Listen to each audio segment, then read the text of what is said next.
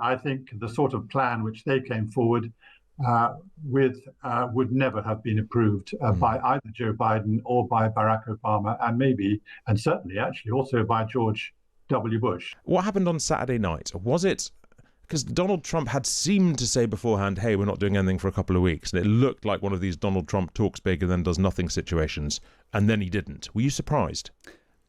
A little bit, yeah. I mean, I think that now looks like it was a deliberate decoy of some description. I think we shouldn't be that surprised that Trump enjoys misdirection, trolling, and a sort of elaborate ploys. But, the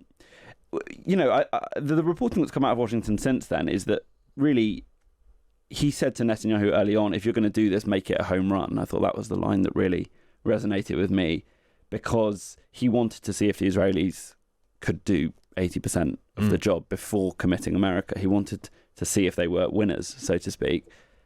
They showed him a lot with a quite extraordinary series of operations in Iran. And I think at that point, he didn't really want to miss out on the success. Yeah, sure. And the Israelis had shown a lot of vulnerability in the Iranian regime. And so that the downside suddenly diminished for Trump. So it does sort of all make sense when you see it in the round. Well, look, stick with us, Josh. Let's also bring in Michael Evans, former defence editor for The Times. Hello, Mike. Good morning. Hello, Mike. Are you with us? Good morning. Thanks for being with us, Mike. Our listeners will remember you from, among other things, giving us a sterling guide onto what a bunker-busting bomb actually was last week, and teaching me how to say the word ordnance as well, which was deeply welcome. Look, Iran has vowed a decisive response to this. What are Iran's options? Does Iran have any options? They do have options. I think, first of all, it should be said that Iran is currently in a very weak position. Most of their air defenses, a lot of their ballistic missiles have been destroyed by Israeli forces. So they're not, as it were, going to react with any great sense of strength. However, they do have a number of ploys which they could go for, the principal one being that they could mine the Straits of Hormuz, which is a relatively narrow stretch of water leading up to the Gulf waterway. They could mine that. They could launch lots of their what they call fast boats with missiles on board to attack shipping. And of course, they could also target American troop bases spread throughout the Middle East. There are anything between 40,000 and 45,000 American troops still in the Middle East. 2,500 of them are in Iraq. And they could, and they have in the past, they could target these bases. But as I said, I think they're doing it from a position of relative weakness, and therefore, and also, of course, the US will be fully prepared for these sort of counterattacks from Iran. Yeah, Josh, on that point, if Iran does attack US forces in the region, which, as Mike says, they have done before, if they targeted bases, at this point, we would expect America to respond, and to respond quite heavily, wouldn't we? Yeah, I think at that point you get onto what they call a kind of escalation ladder, which is that America can't be seen to look weak. It has committed its forces now. I don't think Trump wants a long war with Iran. But he's certainly not going to accept, nor would the American public accept Iranian action with impunity. So, as Michael says, there aren't a lot of good options here. They can't really sit on their hands and do nothing. Well, they could take a really punitive deal, give up their nuclear ambitions, and say, let's go on with our lives. But they're very unlikely to. Yeah. But every other option involves some sort of payback from the US or Israel that really doesn't bode well for them. Michael, this isn't over. Israel is continuing its attacks in Iran. Last night was described as one of the most intense raids yet. So, do we have a sense of what Israel is currently aiming for, what is left for Israel to achieve? I think they're going for absolutely anything that has a link with their nuclear program. They've already carried out a huge amount of damage, but because they have a limited supply of weapons that are capable of reaching any sort of depth, they have left, as it were, America to do the big job in that sense. But there's a huge number of facilities which they still have their eyes on. They have a long list of targets. Some of them are, on the surface laboratories. Others are air defense systems. Others are their ballistic missile depots. So I think they've got a long list, and I think they anticipate carrying on their side of the war, if you like, for several weeks. I mean, would it be fair, Michael, to say that this is Israel seizing its moment, and anything in Iran that they've been wanting to take out for decades, now is the time to take it out?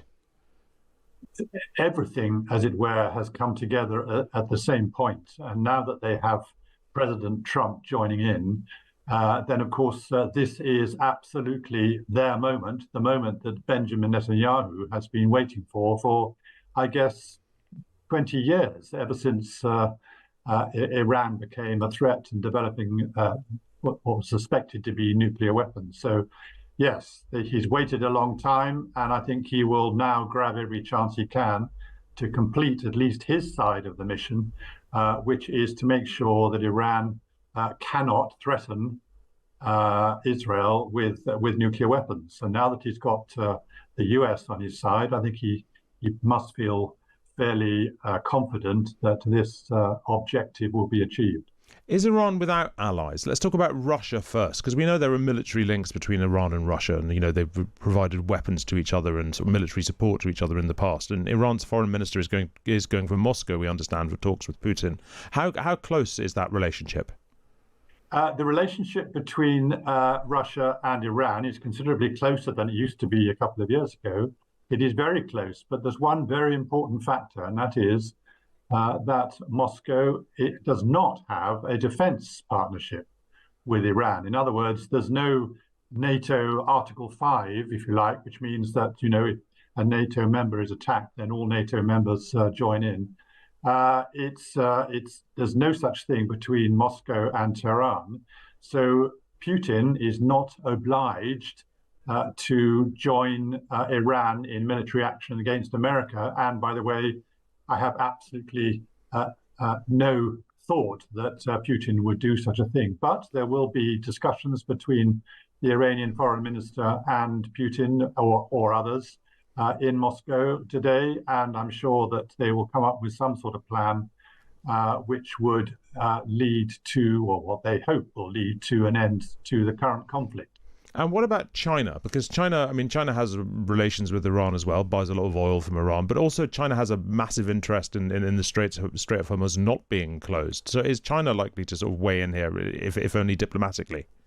I would be very surprised if they didn't. And also, of course, remember that China gets a lot of its oil from Iran. So Iran would be, undermining its own economic strength and position by blocking the Strait of Hormuz, because it would stop their own tankers getting through and en route to China. So China certainly wouldn't want that to happen. They will weigh in, but they do it differently from anyone else. The Chinese, they have other interests, and I think they will watch this one very carefully, will no doubt play a role, obviously, on the UN Security Council. But will they get involved, as it were, in this particular conflict? I doubt it. Josh, to bring you back in, much has been said about all this running counter to Donald Trump's promise to be an America first president, and it certainly runs counter to a lot of the rhetoric one hears from a lot of his MAGA cheerleaders, particularly in the blogosphere. Can he reconcile those two worlds, or is that split now? If Donald Trump can reconcile anything he wants in his own head, I think that, as he has said it, America first is whatever I say it is. There is clearly a tension within the MAGA movement over this, and some very prominent Trump supporters, people like Marjorie Taylor Greene, Tucker Carlson, and even J.D. Vance, although he won't say it publicly, have been quite sceptical or critical of the decisions he's made. I think a lot will hinge for Trump on, is this the beginning of a long, painful entanglement, or can it be quick and clean and a clear victory? I think if it's the former, then he does have a genuine political problem, because, half the reason Donald Trump got elected in the first place was American fatigue and frustration with forever wars with Iraq, with Afghanistan. He's very much a product of the post-war on terror era. So I think if another long, expensive Middle Eastern entanglement would be a political issue for him. And Michael Evans, before I let you go, is there any way that this military action, this American involvement, is this particularly distinctively Donald Trump? Is it similar to what we might have seen under Biden, under Obama even? Well, I mean, it's a good question. The sort of military plans to bomb Iranian nuclear sites has been sitting on the shelves in the Pentagon for many years. For obvious reasons, they draw up contingency plans for almost anything, and they certainly had this on the shelves. But Obama went for the diplomatic route, and as you know, the big deal was signed in 2015, which was supposed to bring the nuclear program at least restricted and limited over a period of time. Biden tried to reawaken that deal because Trump in his first term had scrapped it, or scrapped American involvement in it. So the military plans have been sitting there, but they've been massively, interesting words since they used massive ordnance penetrators. There's been revived and reviewed over the last few months. And I think the sort of plan which they came forward with would never have been approved by either Joe Biden or by Barack Obama, and certainly actually also by George W. Bush. I think Trump has chosen himself to be the president to do this particular job, and has made a point himself of saying that other presidents had failed to do this, and he was the one who's done it.